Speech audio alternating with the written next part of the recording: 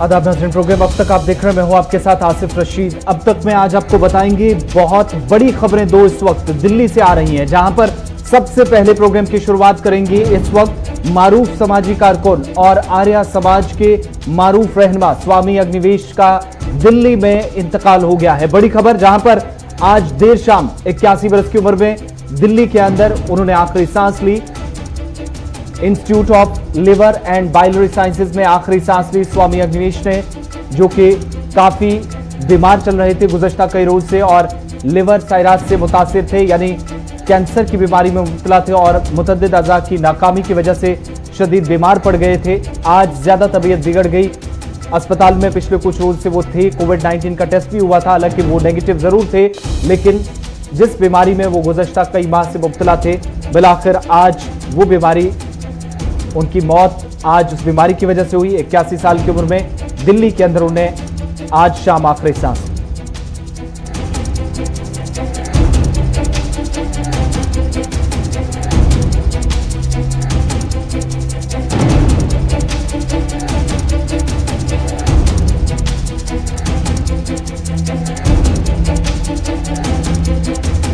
बड़ी खबर, मारूफ समाजी कारकुन स्वामी अग्निवेश का इंतकाल हो गया है।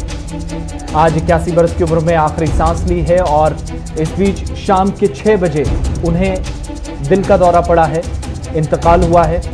लेकिन पहले ही वो बीमारी में मुब्तला थे और कैंसर की बीमारी जो गुज़श्ता कई माह से, जिसका वो इलाज भी करा रहे थे हिंदुस्तान के अंदर भी और बाहर जाकर भी उन्होंने इलाज कराने की कोशिश की, लेकिन आज दिल्ली के अंदर उनका इंतकाल हुआ। तबीयत काफ़ी ख़राब, शाम देर गए हुई और उनके इंतकाल के बाद जो इस वक्त ताज़ियती पैगामात का सिलसिला है वो आना शुरू हो गया है। कांग्रेस के सीनियर रहनुमा गुलाम नबी आज़ाद ने भी दुख का इजहार किया है और उनके बकौल मुल्क ने एक इंसान दोस्त शख्सियत को आज खो दिया है। और आपको ये भी बताते चलें कि स्वामी अग्निवेश, जिनके कुछ अल्फाज भी आपको उस वक्त के सुनाएंगे जब वो एक तकरीब का हिस्सा थे और उनकी ज़िंदगी का क्या मकसद था वो उन्होंने वाज़ेह अल्फाज में बता दिया था और किस तरीके से वो उन बच्चों को बचाने की कोशिश में ज़िंदगी भर मसरूफ़ रहे, उन बच्चों के मुस्तकबिल के लिए काम करते रहे, बेहतर मुस्तकबिल बने, उन बच्चों का जो मुल्क का असासा है, जो मुस्तकबिल कहलाते हैं, देश का भविष्य कहलाते हैं, उन बच्चों के लिए उन्हें मजदूरी से बचाया जाए। और बाल जो बच्चों की मजदूरी थी उसके खिलाफ जिंदगी भर उन्होंने आवाज़ उठाई। 81 साल की उम्र में इंतकाल हो गया है। कांग्रेस के सीनियर रहनुमा गुलाम नबी आज़ाद की तरफ से भी दुख का इजहार किया गया है और मुल्क की कई अहम शख्सियात की तरफ से भी सोशल मीडिया के जरिए, बयानात के जरिए, या जो बयानात रिलीज़ किए जा रहे हैं इस वक्त, तहरीरी बयान, उनमें उन्हें इस वक्त याद किया जा रहा है। उनकी खिदमत रही हैं और आर्या समाज के लिए एक बहुत बड़ा झटका हिंदुस्तान के अंदर ही नहीं, उन तमाम लोगों के जो आर्या समाज के मानने वाले हैं, समाज से वाबस्ता हैं, क्योंकि एक अहम शख्सियत, अहम रुकन स्वामी अग्निवेश 81 साल की उम्र में इस दुनिया से चल बसे।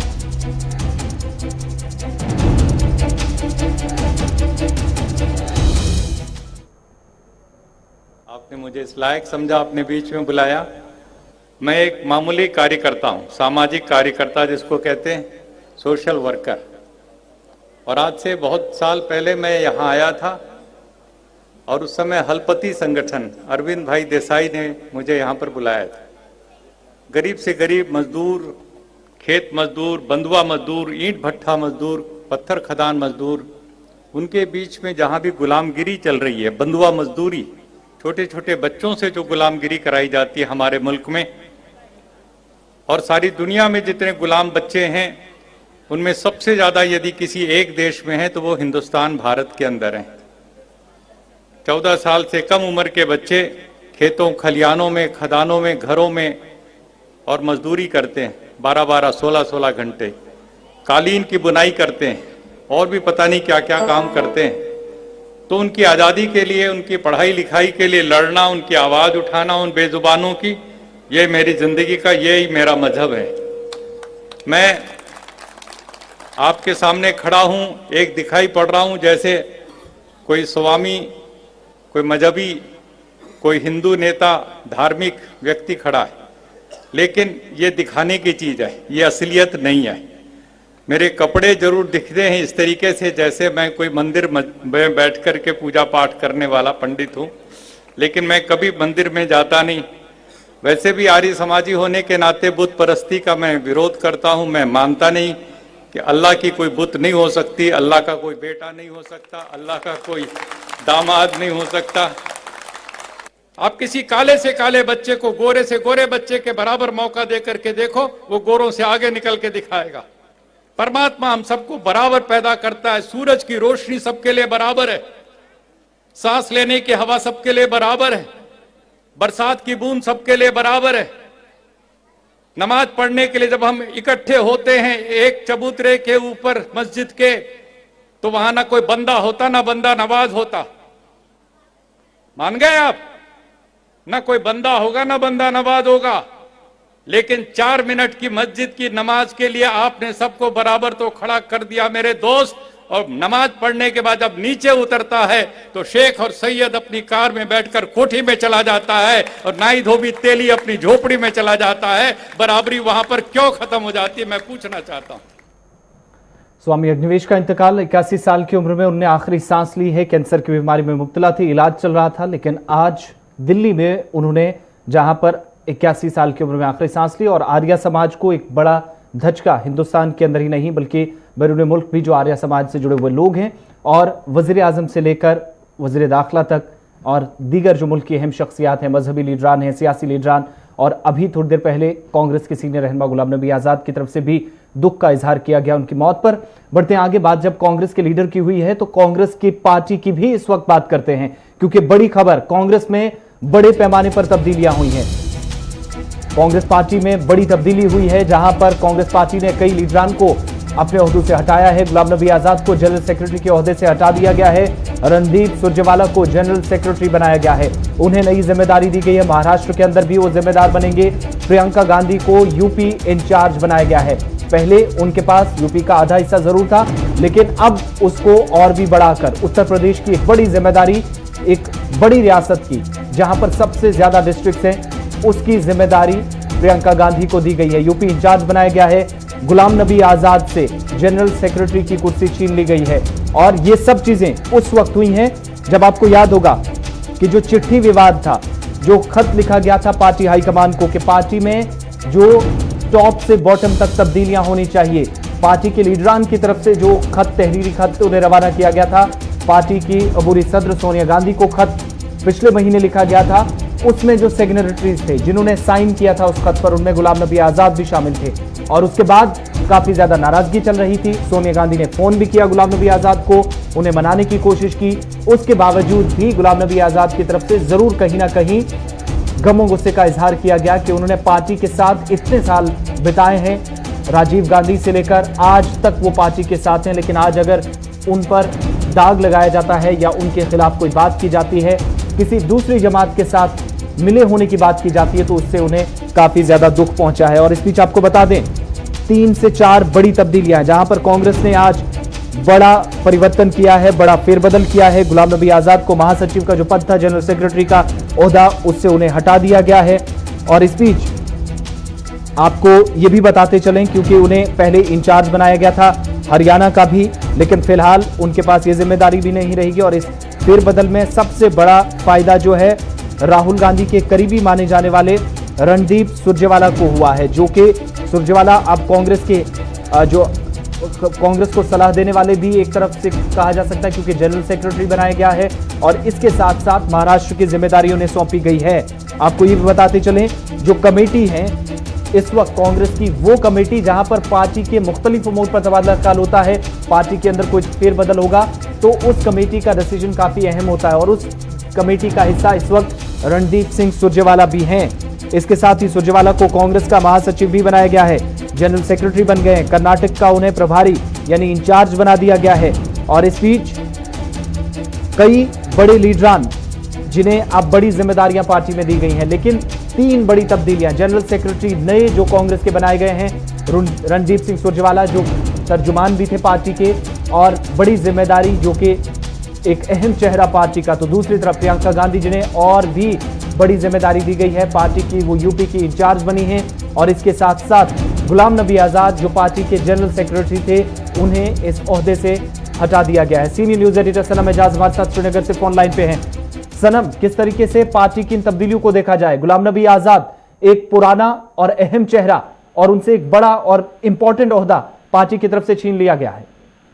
देखिए, बिल्कुल ये पिछले दिनों से आपसे संकेत मिल रहे थे कि शायद गुलाम नबी आजाद जो है उनसे पार्टी के जनरल सेक्रेटरी का ओहदा छीना जाएगा। ये पिछले काफी दिनों से रसाकशी हम कहेंगे इस तरह से, क्योंकि जिस तरह से कांग्रेस एक तरह से राहुल गांधी की अध्यक्षता में एक नए रोल अपना निभाना चाहती थी और नई तरह से सामने आना चाहती थी, उसमें ये माना जा रहा था कि कुछ सीनियर जो हैं, जो उम्र के उस हिस्से में हैं, उन्हें शायद फारिग किया जाएगा। और फिर आपको याद होगा गुलाम नबी आजाद ने भी खुद इसका इशारा भी दिया था और पिछले दिनों उन्होंने उस इशारों के दौरान खुल के मुखालफत भी अगर ना कहीं की ही, लेकिन वो इस तरह से सामने आए कि लगा था कि गुलाम नबी आजाद अब कांग्रेस के बड़े लीडरान में तो शुमार होंगे लेकिन बड़े ओहदेदारों में शुमार नहीं होंगे। और साफ जाहिर है कांग्रेस इस वक्त अपना रिवाइवल चाहती है। वो जो कांग्रेस का वकार खोया हुआ था उसके लिए वो कई भी ड्रास्टिक कदम उठाने के लिए इस वक्त तैयार है, क्योंकि इस वक्त एक तरफ अपोजिशन में कांग्रेस है लेकिन कांग्रेस वो अपोजिशन का रोल अदा नहीं कर सकती है, कर सकी है। आमतौर पर कांग्रेस पे इल्जाम लगा रहता है कि कांग्रेस सही अपोजिशन का रोल अदा नहीं कर पा सकी है इन पिछले 8 सालों में। तो ये जरूरी था कांग्रेस की लीडरशिप के लिए कि वो सीनियर्स को, कुछ सीनियर्स को जिनके हवाले से अब ये कहा जाता था कि अब इन्हें सियासत में तो रहना है लेकिन एज ए मशवरा ग्राउंड पे काम करने के लिए एक नया ब्रिगेड कायम करना है। तो ये साफ जाहिर है गुलाम नबी आजाद का उसी तरह से, और खुद पिछले खुद सोनिया गांधी ने भी अपने आप को किसी हद तक पार्टी से या पार्टी करके जो काम काज है उससे अलग करने की एक पहल भी की थी। और तो कितना इंपॉर्टेंट ये पार्टी का डिसीजन है। उस वक्त जब गुज़श्ता दिनों ही जब ये मामला सुर्खियों में था तो प्रदेश कांग्रेस कमेटी के सदर समेत तमाम लीडरान ने इस खत की, जो एक तरफ खत तो पार्टी हाईकमान को भेजा गया था लेकिन सोनिया गांधी को जब अबूरी सदर दोबारा चुना गया तो जम्मू कश्मीर से आवाज उठी कि ठीक है, जो पार्टी ने फैसला लिया है वो उन्हें भी मंजूर है। और दूसरी तरफ गुलाम नबी आजाद को हटा देना, ये कितना इंपैक्ट जम्मू कश्मीर के अंदर कांग्रेस पर या जम्मू कश्मीर की सियासत में कितना बड़ा बदलाव हो सकता है इसका? देखिए, जम्मू कश्मीर की सियासत में कांग्रेस है तो गुलाम नबी आजाद है तो कांग्रेस है अब तक जी, क्योंकि कोई भी ऐसा लीडर जम्मू कश्मीर की सियासत में कोई रोल अदा नहीं कर सका है। लेकिन इस वक्त गुलाम नबी आजाद का हटाया जाना जम्मू कश्मीर में कांग्रेस के लिए नुकसान है, खुद जम्मू कश्मीर के लोगों के लिए नुकसान है, क्योंकि अब तक जितना भी जो रोल था कांग्रेस का या जो कुछ भी ये यहाँ पे कर सकी है, कुछ सीटें निकाल सकी है, तो उसमें गुलाम नबी आजाद का रोल काफी इंपॉर्टेंट रहा है। और अब गुलाम नबी आजाद के रोल से पहले ही कांग्रेस की कश्मीर का हो या जम्मू इकाई हो, उसमें गुटबंदी खूब देखने को मिली है। और इस वक्त भी गुलाम नबी आजाद अब लगभग कश्मीर की या नेशनल पॉलिटिक्स जो कांग्रेस के है उसमें पीछे चले गए हैं। तो जम्मू कश्मीर में भी कांग्रेस के लिए बड़ा दचका होगा, पीछे चले जाएंगे। वो अलग बात है कि किसी भी सदमे को बर्दाश्त किया जाता है, उसको बर्दाश्त करने के लिए कोशिश की जाती है, कांग्रेस भी ये कोशिश करेगी, लेकिन अभी वक्त लगेगा। लेकिन कांग्रेस की अब जो नया ब्रिगेड जम्मू कश्मीर में तैयार किया जा रहा है, शायद गुलाम नबी आजाद का मुतबादिल कोई ना हो, लेकिन एक चीज जरूरी है कि मुतबादिल ना सही लेकिन उसकी जगह पे और लोगों को आगे लाया जाएगा। दो तरह की खबरें सामने आ रही है। जो आप नए ब्रिगेड की बात कर रहे हैं, क्या कांग्रेस में उस नई ब्रिगेड का हिस्सा या कमान गुलाम नबी आजाद को दी जाएगी? एक दूसरी बड़ी चीज कि दूसरी तरफ गुपकार डिक्लेरेशन को लेकर जिस तरीके से पार्टियां एक पेज पर आने की बात कर रही थी, गुलाम नबी आजाद डॉक्टर फारूक अब्दुल्ला के काफी करीबी हैं, अच्छे दोस्त, अच्छे साथी रहे।